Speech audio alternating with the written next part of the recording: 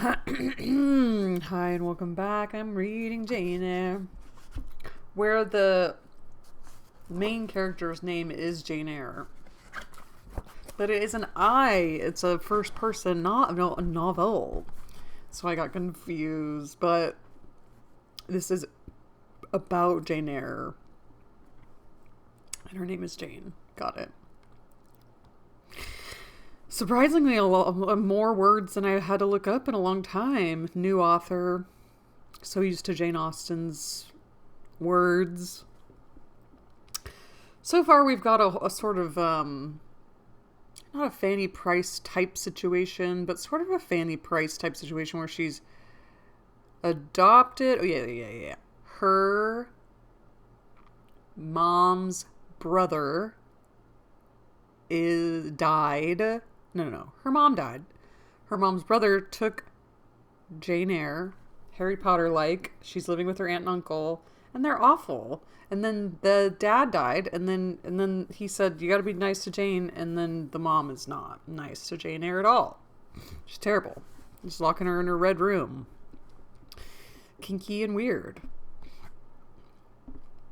I tried to go to this costume store to find any sort of gothic attire, gothic era, and it was closed.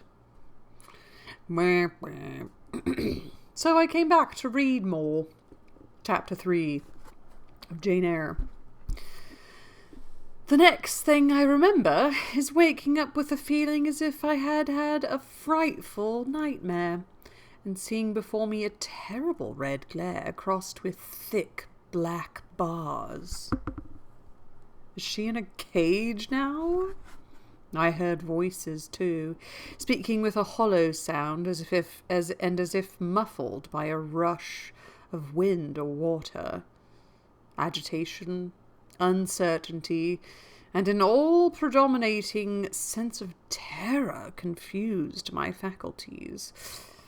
Ere long, I became aware that something was handling me, lifting me up and supporting me in a sitting posture, and that more tenderly than I had ever been raised or upheld before. I rested my head against a pillow or an arm and felt easy. In 5 minutes more, the cloud of my bewilderment had solved. I knew quite well that I was in my own bed, and that the red glare was the nursery fire. It was night. A candle burnt on the table. Bessie stood at the bed foot with a basin in her hand, and a gentleman sat in a chair near my pillow, leaning over me. I felt an inexpressible relief, a soothing conviction of protection and security, when I knew that there was a stranger in the room, an individual not belonging to Gateshead. Or is it Gateshead? Shoot. Gateshead or Gateshed. Dang, I don't know. And not related to Mrs. Reed. Wow, the stranger's coming to, she can just talk a bunch of crap about this terrible situation. Turning from Bessie, though her presence was far less obnoxious to me than that of Abbott, for instance, would have been, I scrutinized the face of the gentleman. I knew him. It was Mr. Lloyd, an apothecary, sometimes called in by Mrs. Reed when the servants were ailing. For herself, the children she employed a physician. For herself and the children she employed a physician. "Well, who am I?" he asked.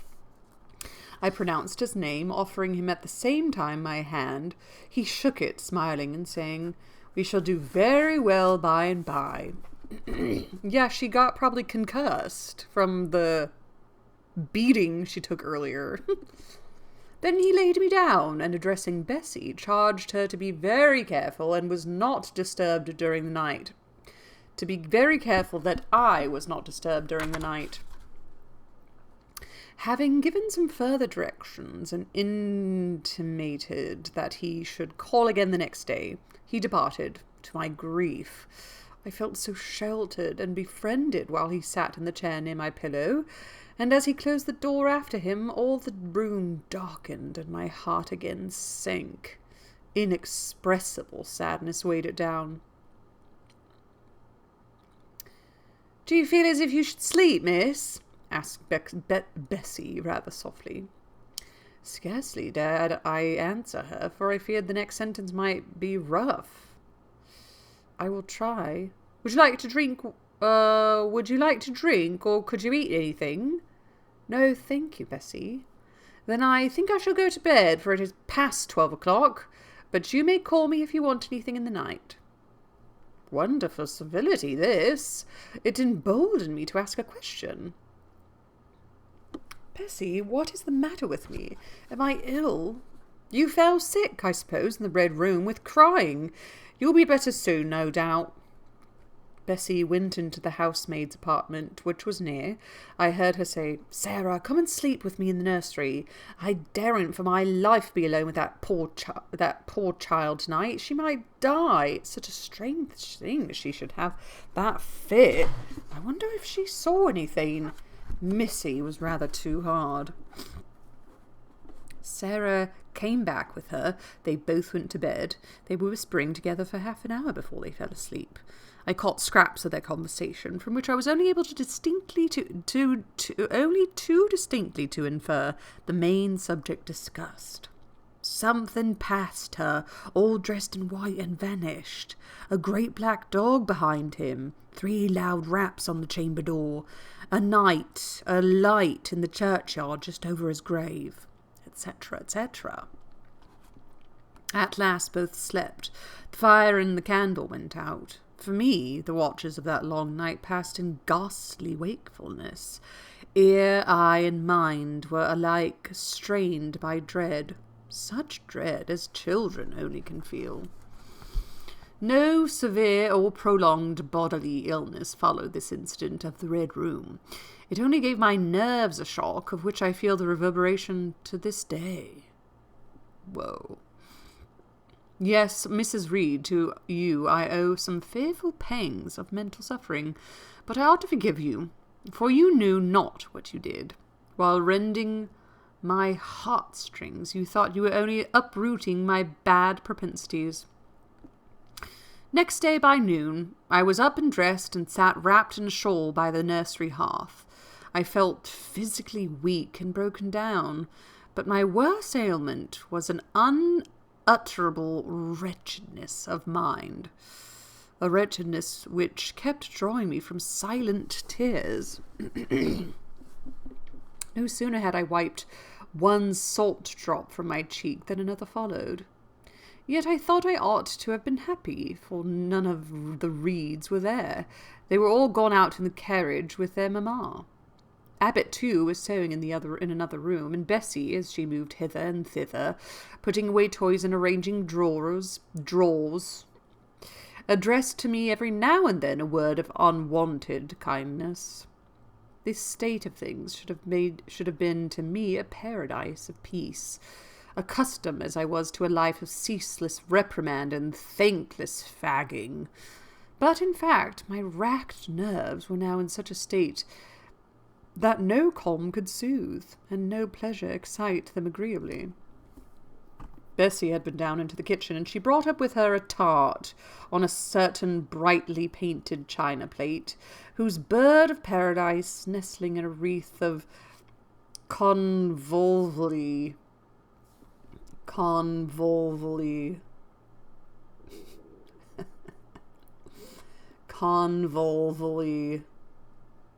I can't say it any other way. Oh, like convoluted? Oh. Wait.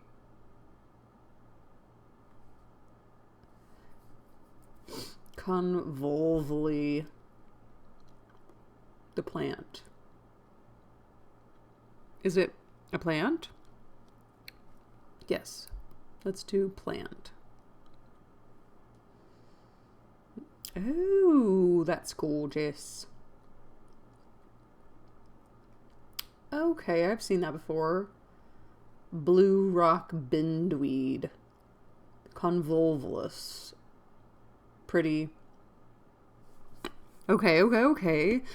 Nestling in a wreath of convolvuli and rosebuds, had been wont to stir me into to stir in me a most enthusiastic sense of admiration, and which plate I had often petitioned to be allowed to take in my hand in order to examine it more closely, but had always hitherto been deemed unworthy of such a privilege. This precious vessel was now placed on my knee, and I was cordially invited to eat the circlet of delicate pastry upon it. Von vain favour. I thought it was like a French term, but it's just vain favour. Von favour, that's what I was going to say. Coming, like most other favours, long deferred and often wished for, too late. I could not eat the tart, and the plumage of the bird and the tints of the flowers seemed strangely faded. I put both plate and tart away. Bessie asked if I would have a book. The word book acted as a transient stimulus, and I begged her to fetch Gulliver's Travels from the library. This book I had again and again perused with delight. I considered it a narrative of facts, and discovered it in it a vein of interest deeper than what I found in fairy tales. For as to the elves, having sought them in vain among foxglove leaves and bells, under mushrooms, and beneath the ground ivy mantling old wall nooks, I had at length made up my mind to the sad truth that they were all gone out of England to some savage country where the woods were wilder and thicker, and the population more scant. Whereas Lilliput and Brobdingnag, I haven't read that either. Lilliput and Brobdingnag being, in my creed, solid parts of the earth's surface, I doubted that I might one day, by taking a long voyage, see with my own eyes the little fields, houses, and trees, the diminutive people, the tiny cows, sheep, and birds of the one realm, and the cornfields forest high, the mighty mastiffs, the monster cats, the tower-like men and women of the other. Yet, when this cherished volume was now placed in my hands, when I turned over its leaves and sought in its marvellous pictures the charm I had till now never failed to find, all was eerie and dreary. The giants were gaunt goblins, the pygmies malevolent and fearful imps, Gulliver, a most desolate wanderer in most dread and dangerous regions. I closed the book, which I dared no longer peruse, and put it on the table beside the untasted tart. Bessie had now finished dusting and tidying the room, and having washed her hands, she opened a certain little drawer full of splendid treads of silk and satin, and began making a new bonnet for Georgiana's doll. Meantime she sang her song. Her song was, "In the days when we went gypsying a long time ago." I had often heard the song before, and always with lively delight, for Bessie had a sweet voice. At last I thought so, but now, though her voice was still sweet, I found in its melody an undescribable sadness. Sometimes, preoccupied with her work, she sang the refrain very low, very lingerly. "A long time ago," came out like the saddest cadence of a funeral hymn. She passed into another ballad, this time a really doleful one. "My feet they are sore, and my limbs they are weary." I don't know why these come out. "Long is the way, and the mountains are wild. Soon will the twilight close moonless and dreary over the path of the poor orphan child. Why did they send me so far and so lonely, up where the moors spread and grey rocks are piled? Men are hard-hearted and kind angels only wash o'er the steps of a poor orphan child. Yet distant and soft in the night breeze is blowing. Clouds there are none, and clear stars beam mild. God in his mercy protection is showing, comfort and hope to the poor orphan child. Even should I fall o'er the broken bridge passing, or stray in the marshes by false lights beguiled, still will my Father, with promise and blessing, take to his bosom the poor orphan child. There is a thought that for strength should avail me, though both of shelter and kindred despoiled. Heaven is a home, and a rest will not fail me. God is a friend to the poor orphan child. I don't know what happened. Come, Miss Jane, don't cry, said Bessie as she finished. She became Irish, I guess, and now she's not. I don't know what happened. She might as well have said to the fire, don't burn. But how could she divine the morbid suffering to which I was a prey? In the course of the morning, Mr. Lloyd came again. What, up already? Already up? Said he, as he entered the nursery. Well, nurse, how is she? Bessie answered that I was doing very well. Then she ought to look more cheerful. Come here, Miss Jane. Your name is Jane, is it not? Yes, sir, Jane Eyre. Well, you've been crying, Miss Jane Eyre. Can you tell me about what? Have you any pain? No, sir. Oh, I dare say she's crying because she could not go out with Mrs. in the carriage, interposed Bessie. Oh, sorry, that was Bessie. Surely not. Why, she is too old for such pettishness. I thought so too, and my self-esteem being wounded by the false charge, I answered promptly, I never cried for such a thing in my life. I hate going out in the carriage. I cry because I am miserable. Oh, fie, miss, said Bessie. The good apothecary appeared a little puzzled. I was standing before him. He fixed his eyes on me very steadily. His eyes were small and grey, not very bright, but I dare say should think them shrewd now. He had a hard-featured yet good-natured-looking face. Having considered me at leisure, he said, What made you ill yesterday? She had a fall, said Bessie again, putting in her word. Fall? Why, that is like a baby again. Can't she manage to walk at her age? She must be 8 or 9 years old. I was knocked down, was the blunt explanation jerked out of me by another pang of mortified pride. That did not make me ill, I added, while Mr. Lloyd helped himself to a pinch of snuff. Great. As he was returning the box to his waistcoat pocket, a loud bell rang for the servants' dinner. He knew what it was. That's for you, nurse, said he. You can go down. I'll give Miss Jane a lecture till you come back. Bessie would rather have stayed, but she was obliged to go because punctuality at meals was rigidly enforced at Gateshead Hall. The fall did not make you ill. What did then?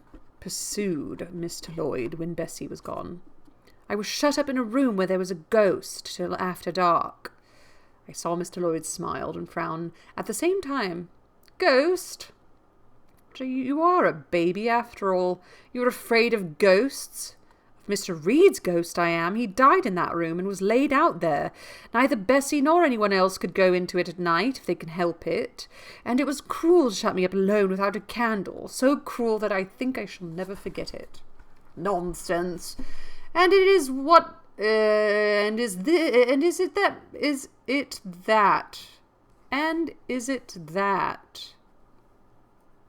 makes you so miserable? Are you afraid now in daylight? That was confusing.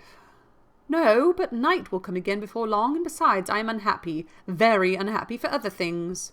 What other things? Can you tell me some of them? How much I wished to reply fully to this question. How difficult it was to frame any answer. Children can feel, but they cannot analyze their feelings, and if the analysis is partially effected in thought, they know not how to express the results of the process in words. Boy, that's true. Fearful, however, of losing his first and only opportunity of relieving my grief by imparting it, I... after a disturbed pause, contrived to frame a meagre, though, as far as it went, true response. For one thing, I have no father or mother, brothers or sisters. You have a kind aunt and cousins. Again I paused and bunglingly announced, But John Reed knocked me down, and my aunt shut me up in the room. Mr. Lloyd a second time produced his snuff-box. Do you think Gateshead Hall is a very beautiful house? He asked. Are you not very thankful to have such a fine place to live at? It is not my house, sir, and Abbott says I have less right to be here than a servant. Pooh! You can't be silly enough to wish to leave such a splendid place. If I had anywhere else to go, I should be glad to leave it, but I never can get away. I can never get away from Gateshead till I am a woman. Perhaps you may. Who knows? Have you any relations besides Mrs. Reed? I think not, sir. None belonging to your father? I don't know. I asked Aunt Reed once, and she said possibly I might have some poor low relations called Eyre, but she knew nothing about them. If you had such, would you like to go to them? I reflected. Poverty looks grim to grown people, still more so to children. They have not much idea of industrious, working, respectable poverty. They think of the word only as connected with ragged clothes, scanty food, fireless grates, rude manners, and debasing vices. Poverty for me was synonymous with degradation. No, I should not like to belong to poor people, was my reply. Not even if they were kind to you? I shook my head. I could not see how poor people had the means of being kind, and then to learn to speak like them, to adopt their manners, to be uneducated, to grow up like one of the poor women I saw sometimes nursing their children or washing their clothes at the cottage doors of the village of Gateshead. No, I was not heroic enough to purchase liberty at the price of caste. But are your relatives so very poor? Are they working people? I cannot tell. Aunt Reed says if I have any, they must be a beggarly set. I should not like to go a-begging. Would you like to go to school? Again I reflected. I scarcely knew what school was. Bessie sometimes spoke of it as a place where young ladies sat in the stocks, wore backboards, and were expected to be exceedingly genteel and precise. John Reed hated his school and abused his master.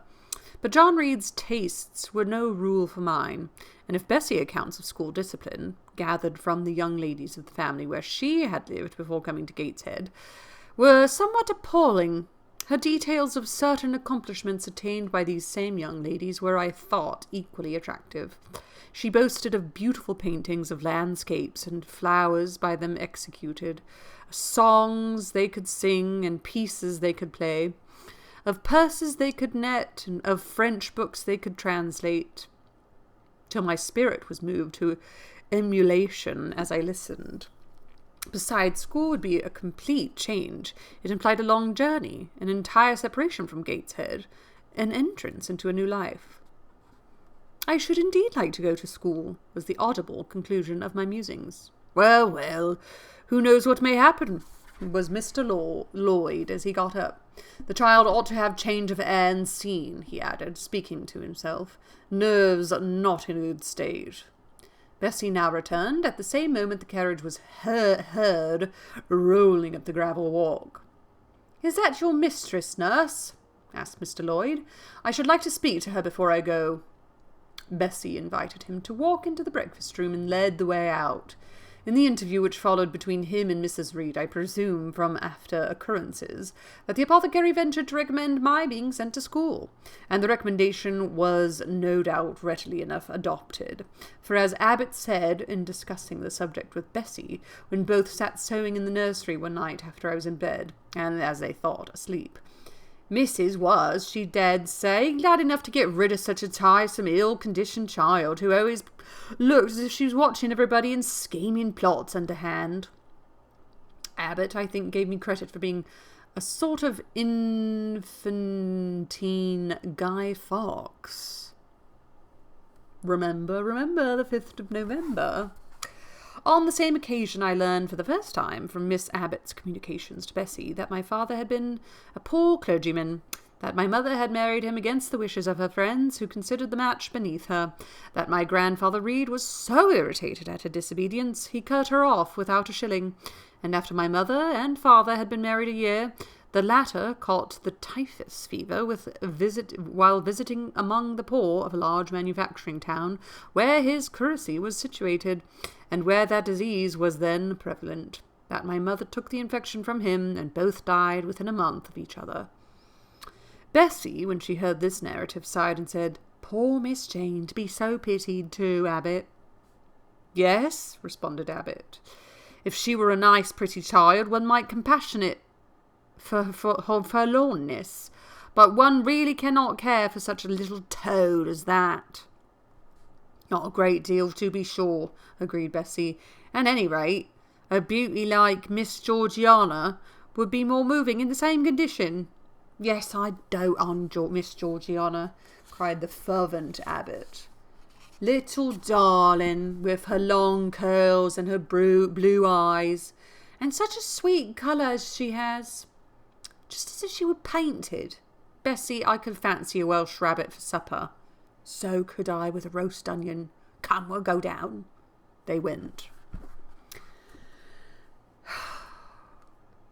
Fun, playing with accents. Accents are fun, but they might also be not appropriate. Join me next time for chapter 4. Riveting, hard, intense book for this poor little 10-year-old. That's so sad. Ooh. Sometimes reading does make me sleepy. Happy reading to you all, and join me next time for chapter 4 of Jane Eyre. Ta-ta. I gotta think of something different.